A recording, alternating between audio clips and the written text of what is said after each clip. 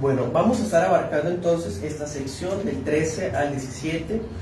Los textos paralelos son los siguientes: Mateo 22:15 al 22 y Lucas 20:20 al 26. Esos son los textos paralelos. Si su merced quiere profundizar o compararlos, sería muy bueno. De hecho, cuando uno predica textos del Evangelio, uno tiene que hacer eso para entender en contexto lo que sucede. Hoy, de todas formas, les pondré en evidencia las diferencias de Marcos con los demás, y no diferencias, sino detallitos que complementan uno con otro. Bueno, entremos en materia en lo que ha estado sucediendo. Por fin el Señor llegó a Jerusalén.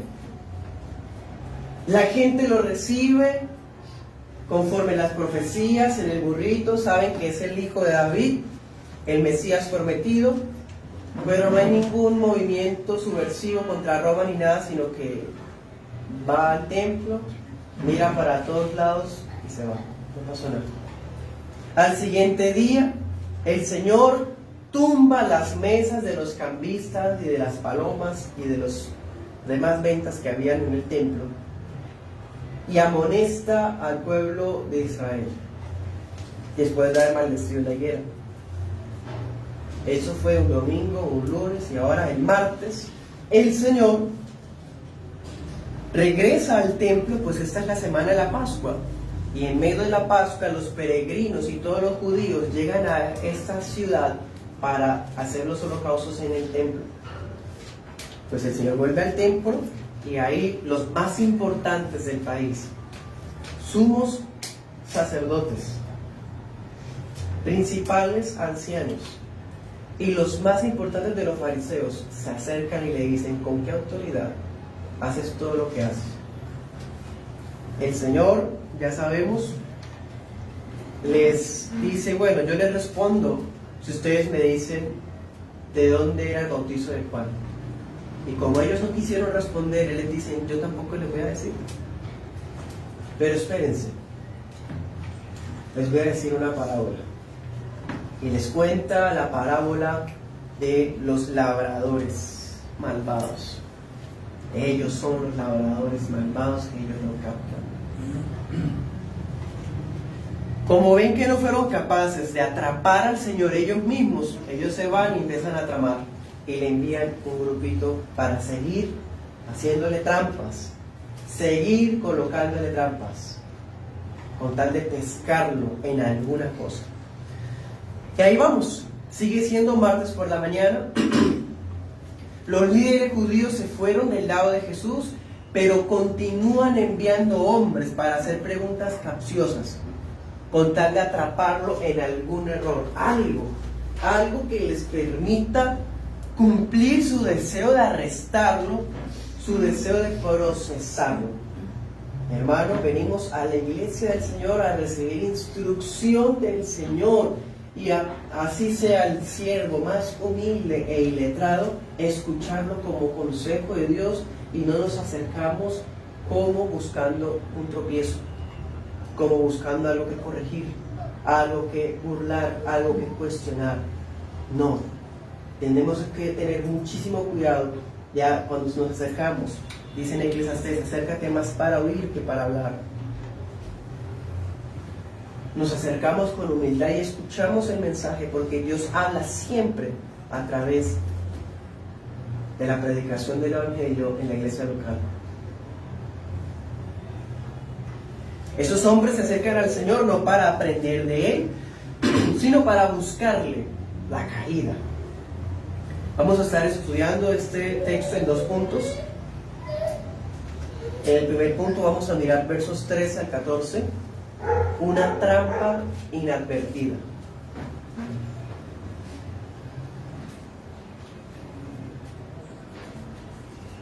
Y como segundo punto vamos a ver una respuesta extraordinaria, versos 15 al 17. Así vamos a estudiar el pasaje en esta mañana. Estaré usando la Biblia de las Américas.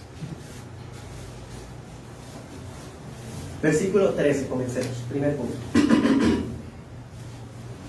Y le enviaron, ¿quiénes? Los principales, los que no fueron capaces.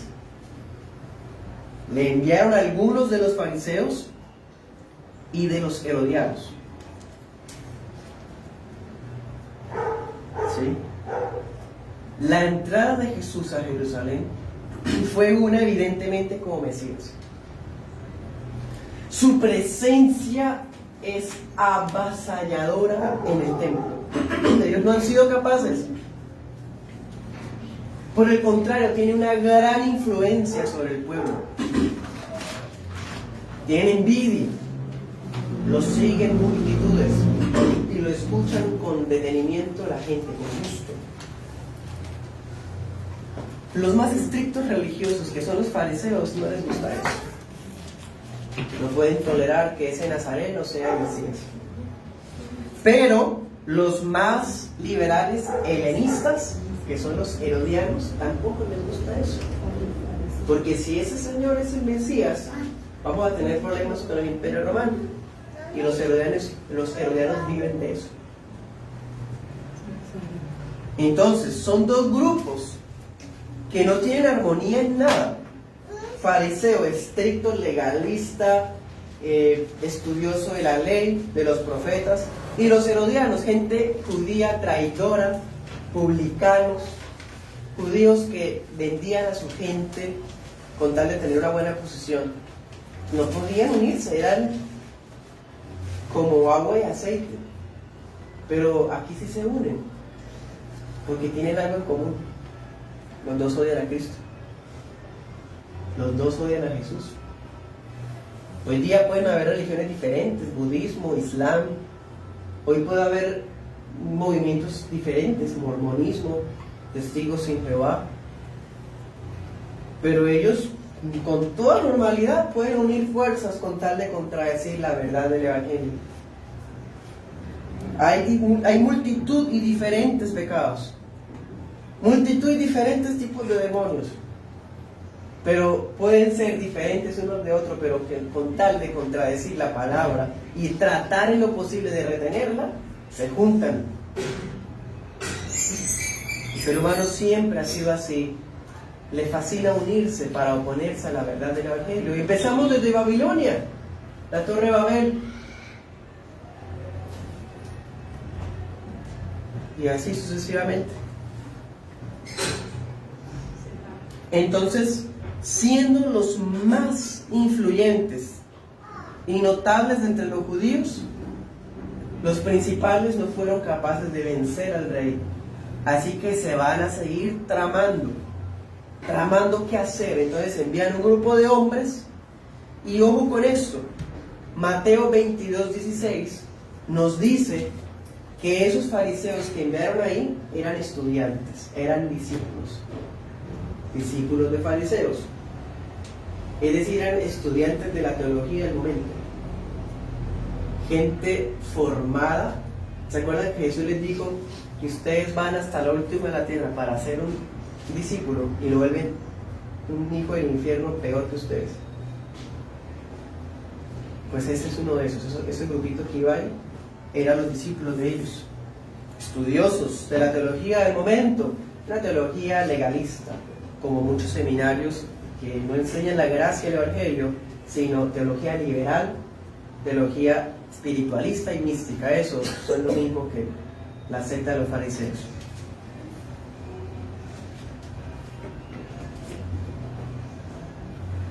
Ahora, no solamente están preparados estos fulanos en la teología de los fariseos, sino que también están preparados para ponerle en la trampa al Señor. Es más, así nos lo muestra Lucas 21:20.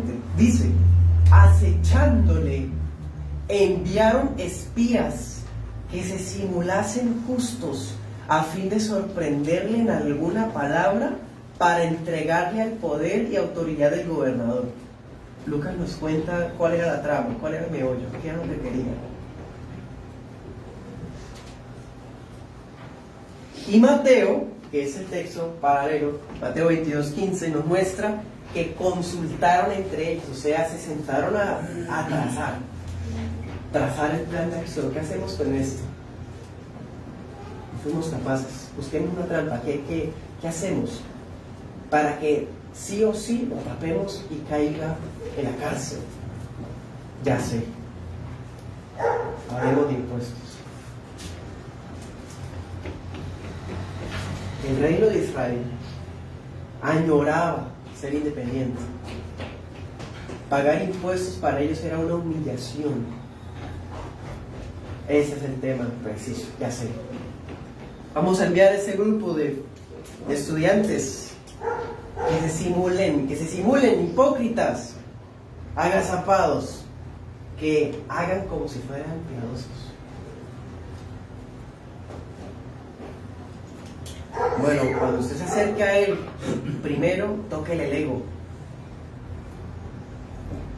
Porque cuando se le toca el ego, los maestros ceden. Esa es la debilidad de todo hombre. Empiecen tocando el ego y después hagan la trampa. Bueno, o sea, todo está fríamente calculado por estos individuos. Dice en el verso 13, nuestro texto principal, tratan de sorprenderle en alguna palabra. Dice, un comentarista griego, Robertson, esa palabra sorprenderle en alguna palabra, el verbo griego denota una cacería. Le están haciendo cacería al Señor para detenerlo. Imagínense.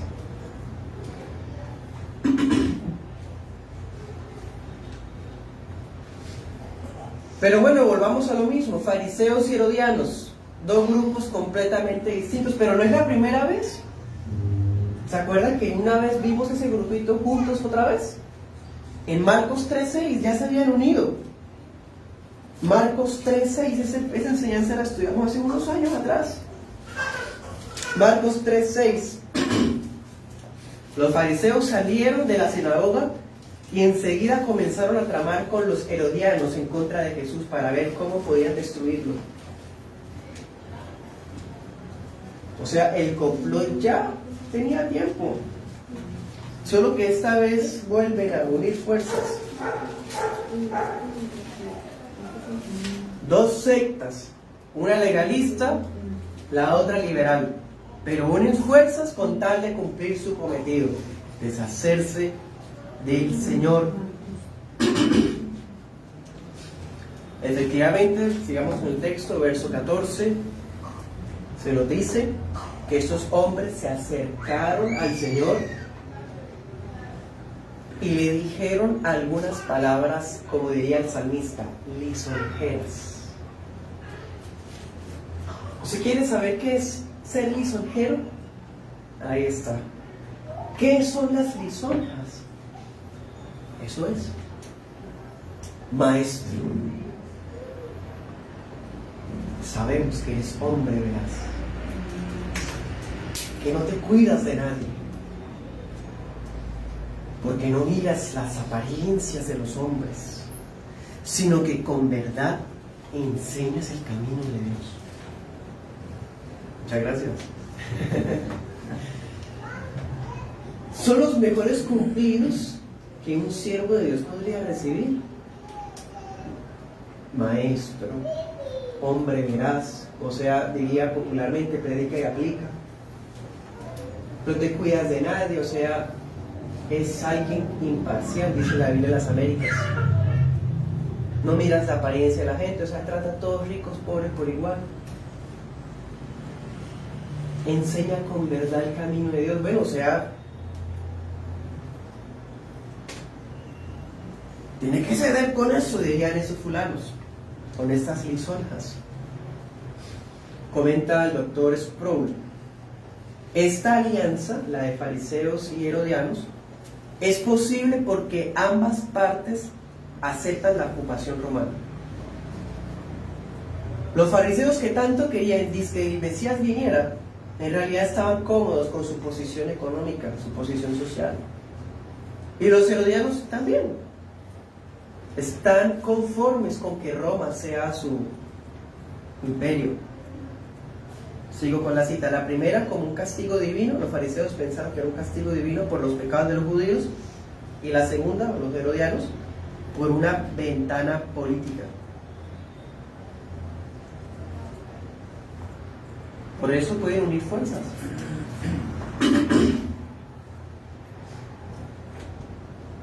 O sea, estos hombres cuando unen fuerzas, ¿qué producen? Lisonjas. Y en las lisonjas, ¿qué es lo que se está diciendo en pocas palabras? Que el Señor es el predicador de predicadores. Un maestro en el que la gente sí puede confiar. Un maestro que puede uno aprender la voluntad de Dios a través de él. Que con escucharle sus enseñanzas podemos aplicar la voluntad de Dios a nuestros corazones, a nuestra mente, a nuestra conducta. Que lo que Él enseña es sana doctrina, es vida piadosa. Bueno,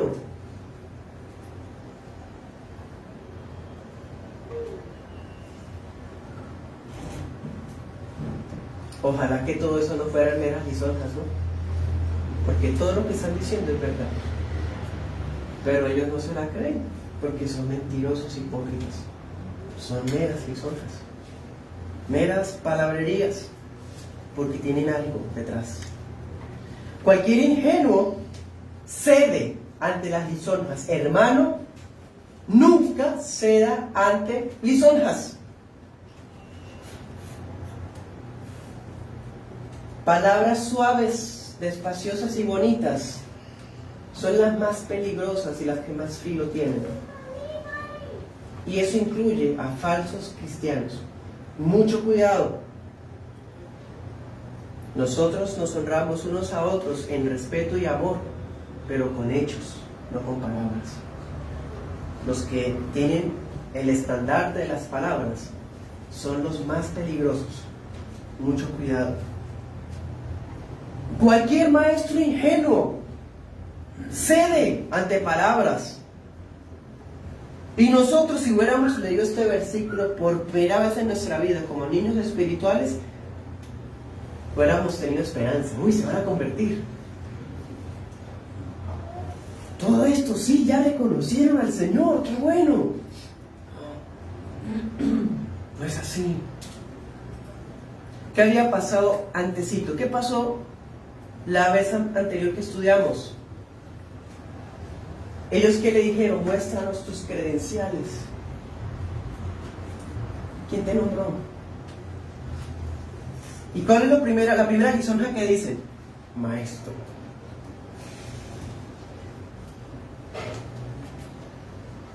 Ellos mismos han dejado en claro que no reconocen las credenciales de Jesús, que son celestiales. Él mismo les ha dicho que es el Hijo, el dueño de la viña. Pero ellos no lo aceptan. Entonces cuando le dicen maestro, es irónico, es más bien sarcasmo.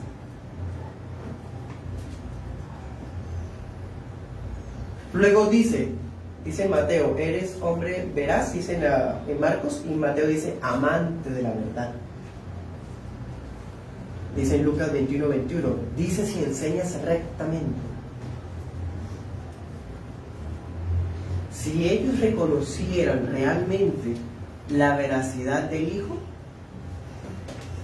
uno que es capaz de poner al descubierto las intenciones del corazón de los hombres, ni siquiera hubieran intentado tentarlo como lo están haciendo ellos. Entonces, maestro, no sé, ellos no creen que él es maestro. Hombre veraz, ellos no creen que es hombre veraz, porque si lo creyeran, sabrían que él los está discerniendo. Es mentira todo lo que ellos están diciendo.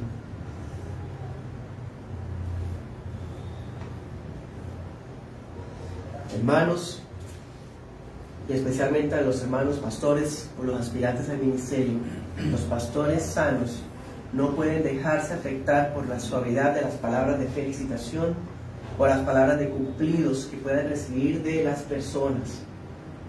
De lo contrario, van a descubrir que aquellos que más lisonjas pronuncian son los primeros en confabularse, en calumniar e intentar su caída. Cuidado, aspirantes al ministerio y hermanos consiervos, pastores. Aprendamos del Señor a no dejarnos deslumbrar por las apariencias. Aprendamos del Señor a no dejarnos deslumbrar por las palabrerías de los astutos, porque los hijos de este mundo son más astutos que los hijos de la luz. Por eso debemos ser sagaces como serpientes, pero mansos como palomas.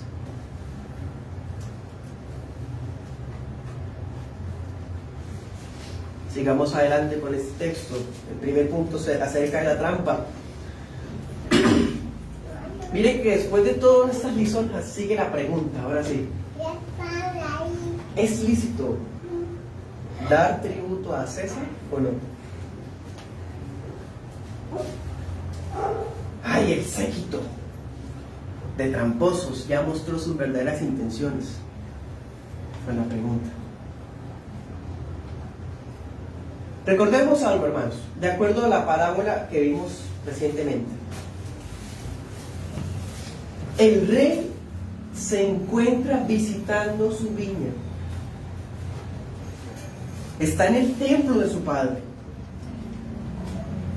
Está rodeado por multitudes de peregrinos, judíos, piadosos que quieren guardar la fiesta de la Pascua, que ya vienen unos días. Es martes, el viernes ya comienza a celebrarse. Son judíos piadosos o más bien digamos practicantes, que están esperando ansiosamente la restauración del reino de Judá. Y hay gentío alrededor, ese templo no está solo. No es como en las películas que muestran al Señor por allá en una esquina del templo, solos con los discípulos, y de repente los fariseos van hasta allá. Hermanos, eso estaba lleno de gente. Y estas trampas, ¿ustedes creen que las van a hacer en privado? No quieren hacerlas en público para que todo el mundo escuche, incluyendo a los soldados romanos que están por ahí custodiando. Hay gente que está expectante incluso porque piensan que él puede ser el Mesías.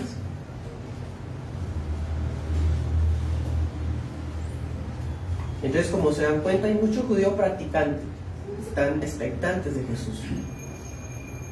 Pero miren la pregunta: ¿es lícito dar o no tributo al César? Si el Señor dice sí, todos esos judíos practicantes lo sacan para apedrearlo. Ninguno de esas personas está dispuesto a tolerar que el Señor dijera que sí. ¿Por qué? Porque si el Señor dice que sí, sería visto como si él, que supuestamente era el Mesías o un profeta, está apoyando al imperio pagano de Roma. Si el Señor dice que sí, sería visto como alguien que desprecia a Dios, porque nuestro rey es Dios, no el imperio romano. Entonces dice que sí es porque para él es el imperio romano y no Dios. Ahora, si el Señor dice no, ¿quiénes habían en el grupito? Herodianos. Si dice que no, el grupo de Herodianos sería el primero en entregar al rey a las autoridades romanas, bajo el cargo de sublevación. Roma era cruel y era muy fuerte contra cualquiera que objetara sus medidas, y era súper fuerte con cualquiera que incitara a la gente a no pagar impuestos. Entonces, donde el Señor dice que no, ya, crucifixión de una vez, literal. De hecho, los judíos se caracterizaban por las revueltas, y la mayoría de revueltas que los judíos hicieron era para no pagar el impuesto. Por eso esa pregunta era venenosa. Esa era la pregunta. Hermanos, si esa pregunta la hubiera recibido un siervo normal, caemos de una. no hay escapatoria, no hay salida. Dice sí, malo, dice no, malo. Es ya, muerte, cárcel. Pero Él es Dios.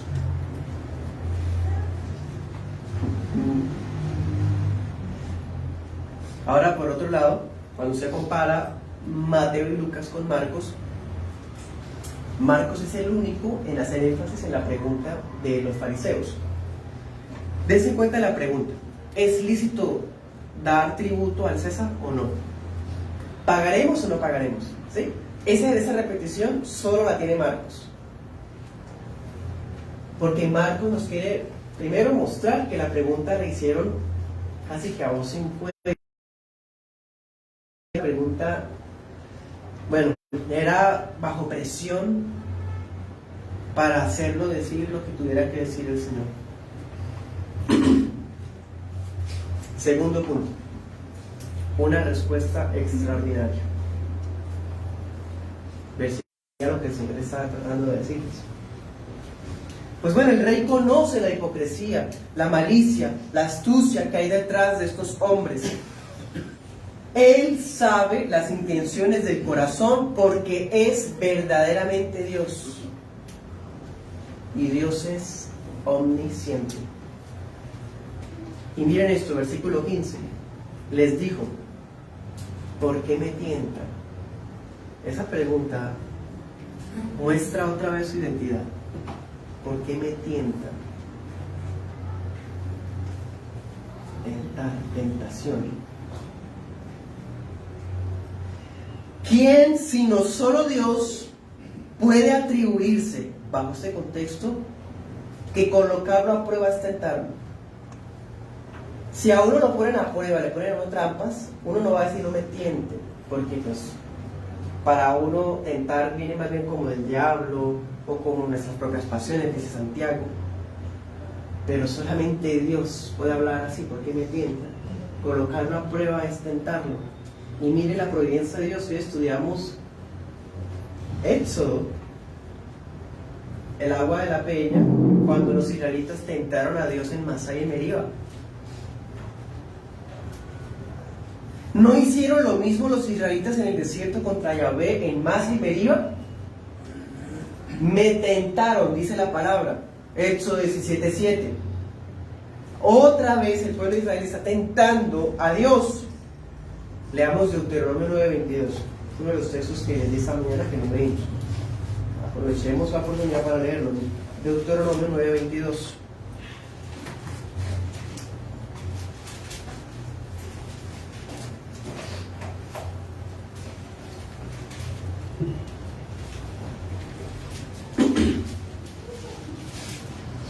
Nuevamente en Tabera, en Masá y en Kibrot Hataaba provocaron a ira al Señor. ¿Cómo lo provocaron a ira? Tentándolo.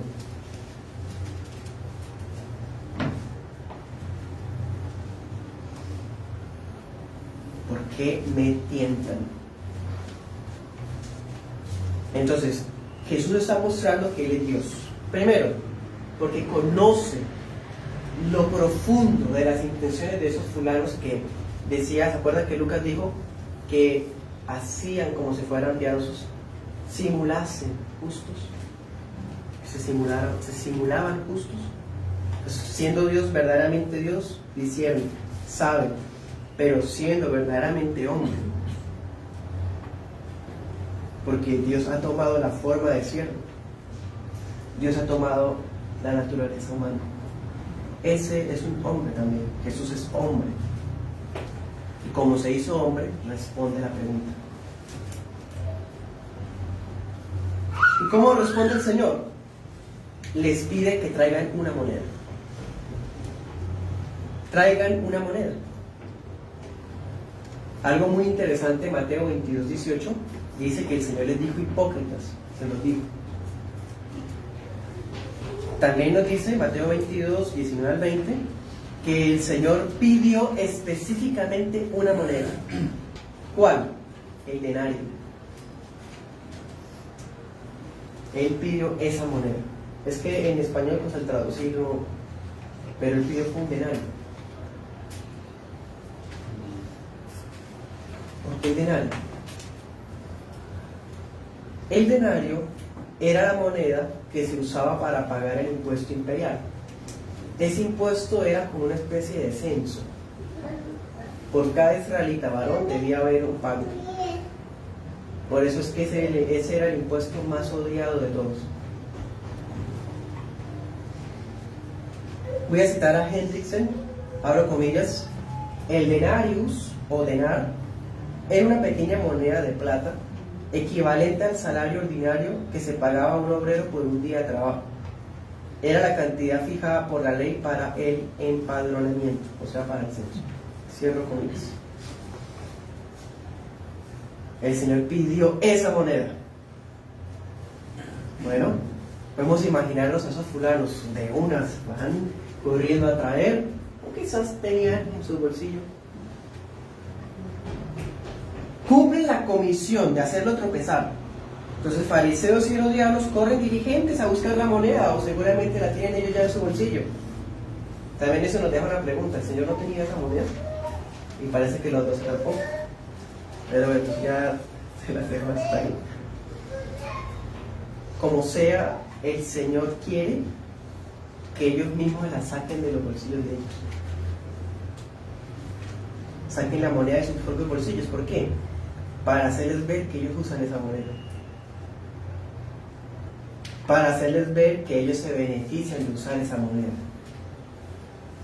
Para hacerles ver que con usar esa moneda han aceptado las obligaciones de sujetarse al imperio romano.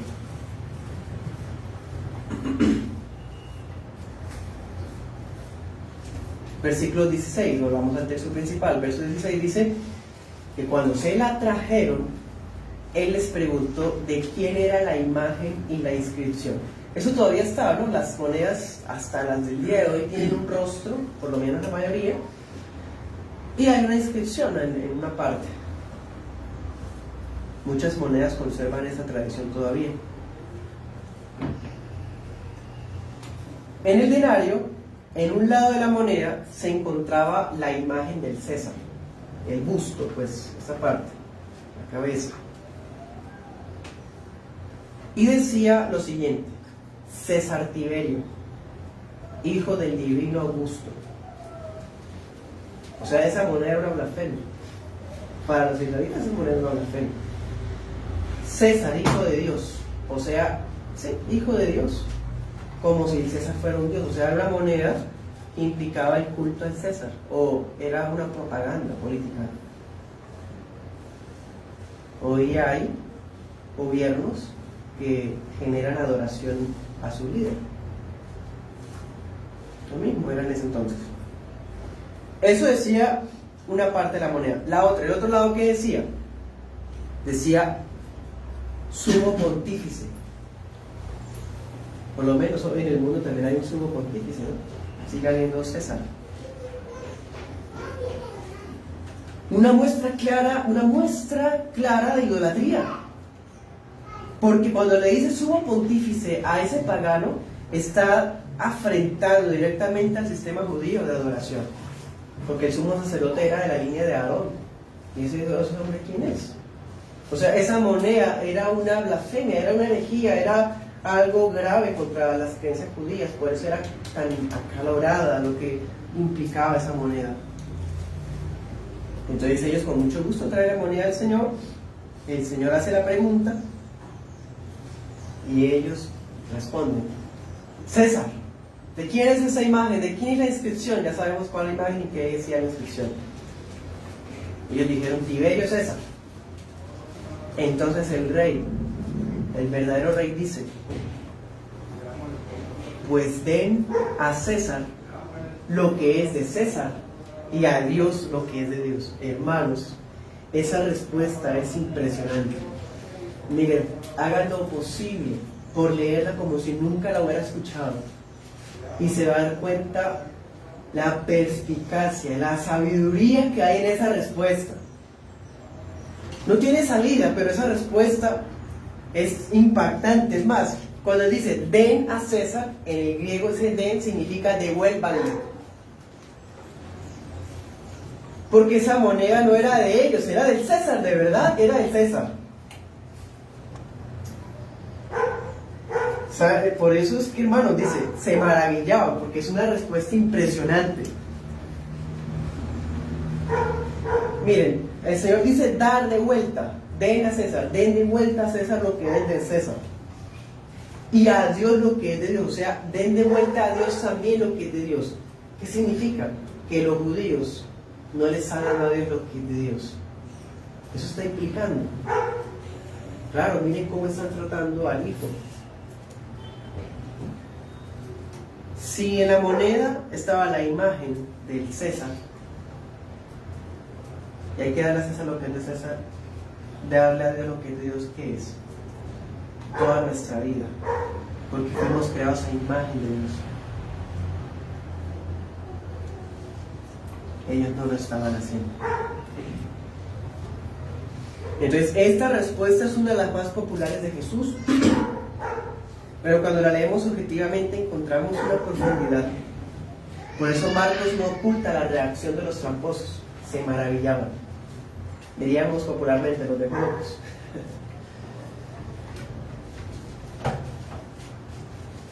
Estudiemos un poco esa pregunta, la respuesta pues del Señor. Con la respuesta que el Señor está dando, Él está dando legitimidad al poder que tiene el Estado.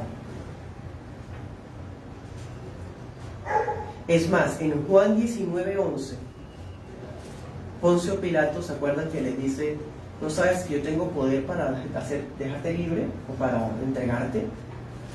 Jesús le dice, no tienes poder si no te fuera dado lo alto. El Señor está diciendo que es el cielo el que dispone la delegación de ese poder.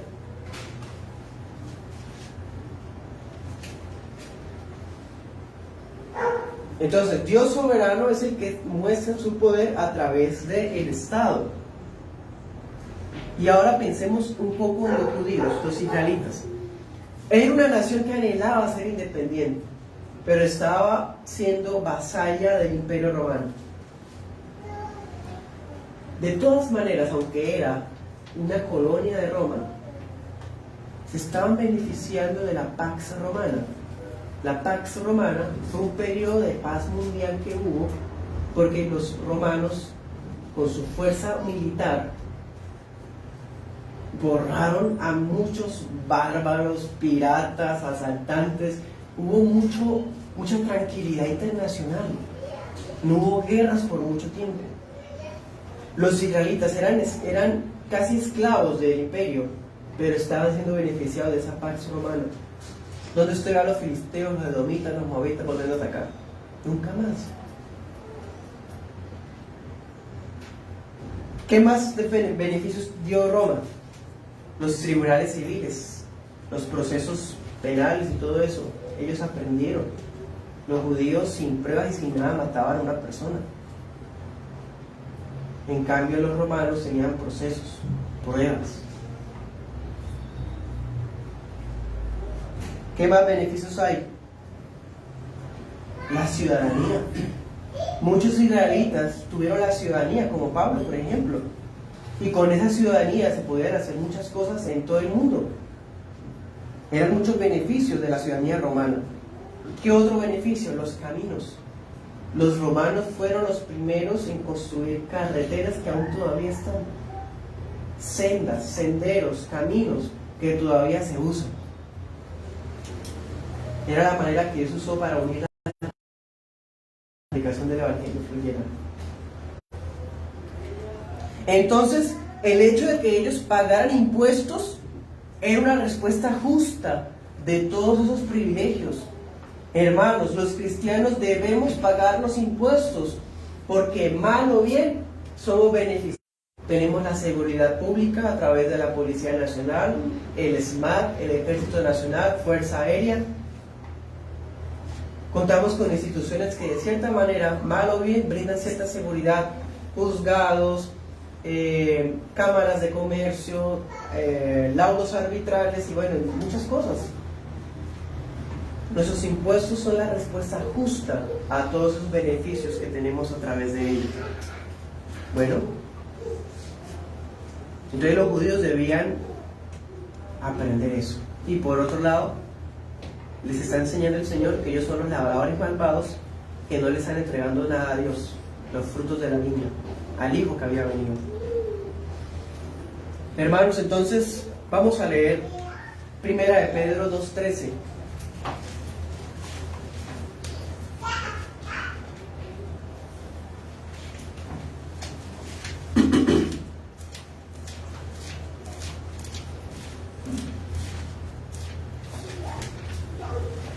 Primera de Pedro 2:13 al 14.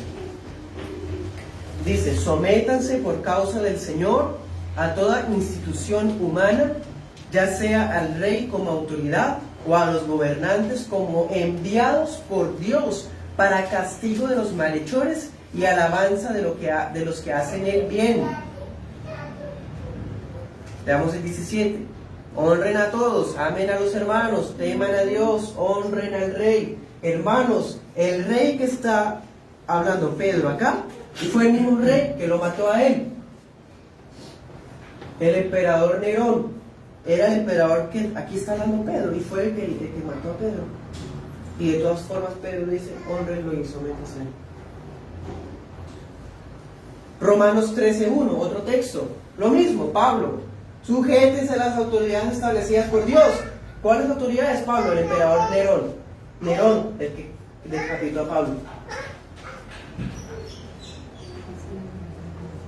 El Estado tiene obligación de garantizar eso que había dado Roma: seguridad, caminos. No tiene más obligaciones. Pero si una persona quiere tener más beneficios del Estado, pues entonces el Estado, como es un ente ficticio, tiene que dar de algún lado. ¿De dónde? De los impuestos. Entre más subsidios una sociedad quiere tener, entonces más impuestos debe haber, porque el dinero no va a salir de la nada. De todas formas, en lo justo, ¿qué es lo justo? Aquello que garantiza el bienestar social, ahí debemos responder. La Iglesia histórica nunca ha sido revolucionaria contra las instituciones establecidas. La teología liberal y los movimientos subversivos de la teología social son diabólicos, son antibíblicos.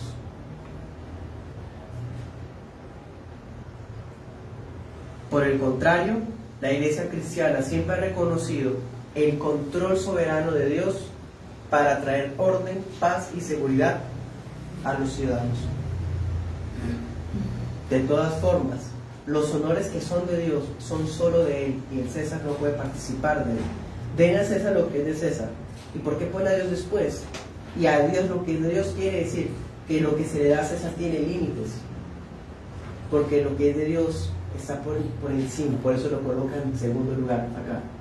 Y a Dios lo que es de Dios. Si este hombre dice que es divinus pontífices, bueno, ¿qué quiera decir de él? No, porque es de Dios solo la adoración, el reconocimiento. Comenta el doctor Vicky: Dios nos exige rendir honor y pagar impuestos al gobierno civil, pero nuestro amor, obediencia y adoración total se deben solo a Él. Entonces, hermanos, ¿qué nos resta a nosotros? 1 Timoteo 2:1. Orar por las autoridades civiles, intentando al máximo que ellos conozcan el verdadero evangelio. Muchos de la familia del César se convirtieron al evangelio, eso lo muestra Pablo en algunas de sus epístolas. Hasta que un día el mismo emperador se convirtió en cristiano y hubo paz para la iglesia por fin, después de años de persecución sangrienta.